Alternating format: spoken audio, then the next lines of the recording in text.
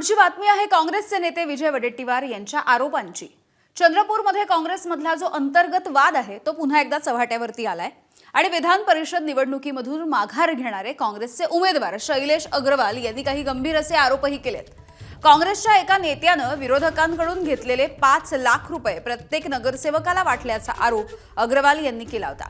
यावरती आज विजय वडेट्टीवार यांनी देखील भाष्य केलं। काँग्रेस नेत्याने नगरसेवकांना 5-5 लाख दिल्याचं मी देखील ऐकलंय, मात्र माझ्याकडे पुरावे नाहीत असं वडेट्टीवार म्हणाले। त्यामुळे तो काँग्रेस नेता कोण अशी चर्चा राजकीय वर्तुळामध्ये रंगली आहे। वडेट्टीवार यांचे आरोप काँग्रेस नगरसेवकांनीच खोडूनही काढले।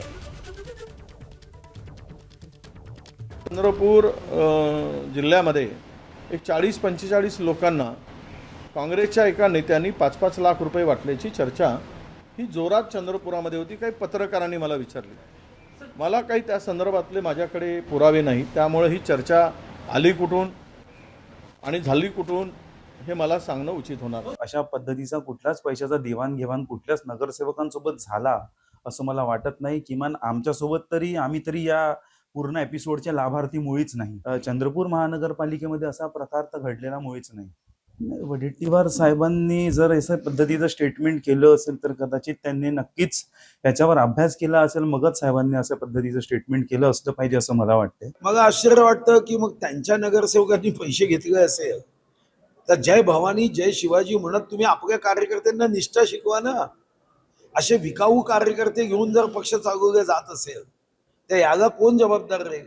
विकत घेणारा हा बाजार मानला आहे राजकारणाचा बाजार झाला आहे। रस्त्यावर बसून वाटेल ते घेता येतं, वाटेल ते खरेदी करता येतं असा समज नाही, अशी खात्रीच भारतीय जनता पक्षाला झाली आहे। म्हणून प्रचंड भ्रष्टाचार करून पैसे गोळा केले, सगळे रेकॉर्ड मोडले गेलेत भ्रष्टाचाराचे। हा देश विकला गेला, जो देश नाही विकणे दूंगा म्हणणारे देश विकला। चंद्रपूरमध्ये तिथल्या शैलेश अग्रवालने विड्रॉ केला। धमक आहे का काँग्रेसमध्ये निवडून आणायची? वडेट्टीवारजी त्या टीममध्ये धमक होती का निवडून आणायची? या पद्धतीचं राजकारण करण्यापेक्षा राज्यामध्ये लोकशाहीमध्ये लोकाभिमुख राजकारण केलं पाहिजे। सर्वांनी एकत्र येऊन मान्य केलं पाहिजे की आमच्याकडे मतदान नाही आहे। भाजपला जर वाटलं असतं आम्हाला मतदान नाही, आम्हाला निवडणूक द्यायची, आम्ही देऊन दिली असती, पण 700 मतापैकी 500 मतं भाजप जवळ आहे, कशी निवडणूक देणार आहे? आणि त्यामुळे मला असं वाटतं की थोडा विचार काँग्रेसने करावा, टीका टिप्पणी बंद करावी।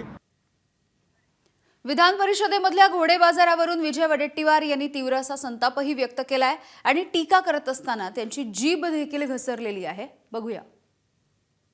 इथे जो नगरसेवक निवडून येतो तो कोणाचाच नसतो, तो फक्त या विधान परिषदेमध्ये कोण देईल याच भूमिकेत असतो। हे आता अनेक ठिकाणी दिसून आलेलं आहे। 30% इमानदार आणि 70% बेईमान असतात पैशासाठी, आणि पैसे सहज किती मिळावेत?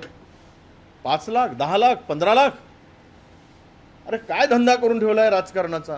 म्हणजे मला असं वाटतं की विधान परिषदेतलं राजकारण वेश्येला लाजवेल इतक्या खालच्या स्तरावरचं झालेलं आहे। वडेट्टीवारांनी अत्यंत फ्रस्ट्रेशन आल्यानंतर केलेलं हे विधान आहे। खरं तर हा वेश्येचा अपमान आहे आणि त्यातल्या त्यात स्वतःच्या कार्यकर्त्याला वेश्या म्हणणं। कोण विकले जाते? तुमचे कार्यकर्ते, म्हणजे ते वेश्या आहेत?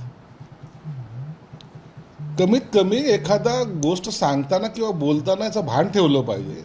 राजकारणामध्ये एखाद्याने माघार घेतली तो वेश्या झाला। इतके वर्ष तुमच्याबरोबर जो कार्यकर्ता काम करतोय, तुम्हाला त्याला अशा भाषेमध्ये बोलणं अत्यंत गैर आहे।